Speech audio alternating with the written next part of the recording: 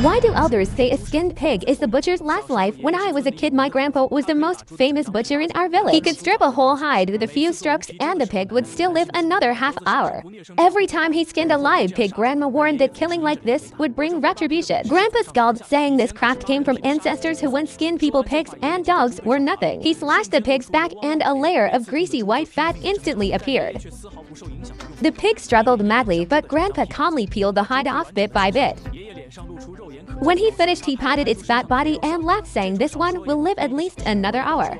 The skinned pig stared straight at me, bare flesh shining, its eyes full of hatred.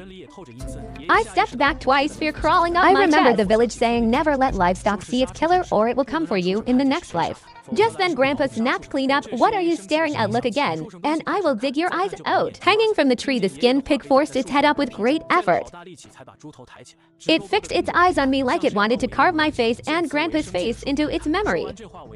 Grandpa barked, "You still dare to look," and raised the knife to gouge its eyes. I rushed over to stop him. Grandma said, "Forget it, old man. We are out of firewood. Go up the mountain and pick some dry sticks." Grandpa snorted, threw the knife down, took the basket, and left Grandma, then turned to me. "Little Foo, stay away from that pig. Do not let it touch you." I nodded, and she carried the skin into the storeroom. Left alone in the yard on my small stool, I suddenly felt something slowly getting closer. When I looked up, the skinned pig on the tree was still twitching, its nose and torn flesh slowly knitting together. It looked like new meat was growing from the wound. Terrified, I shouted, "Grandma, the skinned pig looks like it is growing skin again."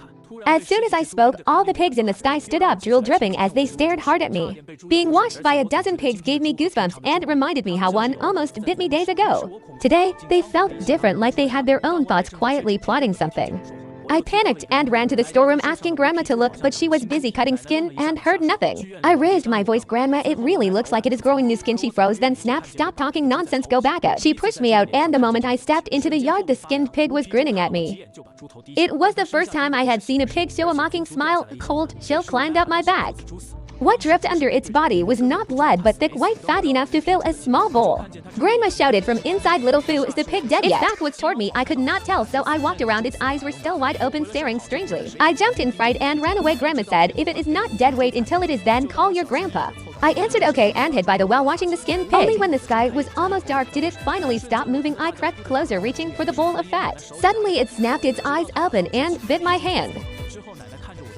The pain made me scream and cry, calling Grandpa and Grandma. They ran out with a knife. Only when Grandpa raised the blade did the pig finally let go. Grandma saw the bite marks and stomped in anger. She carried me inside, treated the wound, and frowned. "It has been 2 hours. How is this skinned pig still alive?" I sobbed, "I do not know. It is just too scary." Grandma looked at me strangely, then said, "Little Foo, I'm going to cook. You stay in the room. Do not run around." She went to cook, and only when the moon was high enough to see faces clearly did she bring dishes to the table. Just then Grandpa came back carrying firewood and weeds. He walked straight to the tree, saw the pig still twitching, and smiled. "This one is really tough. My skill is amazing." Grandma sighed, "It already, but Little Foo, give it a quick death." Grandpa shook his head. "My father said the better the skinning, the longer it lives. I want to see how long this one can last." Grandma said it bit our grandson. That is not a small thing, then sat at the table to eat. I was too afraid to sit with them. Grandpa picked up a piece of pigskin for me and called me to eat. He stuffed 2 pieces into his own mouth, but after a few chews his eyes bulged and his hands grabbed his throat. A strangled noise came from him like he was about to suffocate. Grandma shouted, "Old man, open your mouth." Grandpa quickly opened it.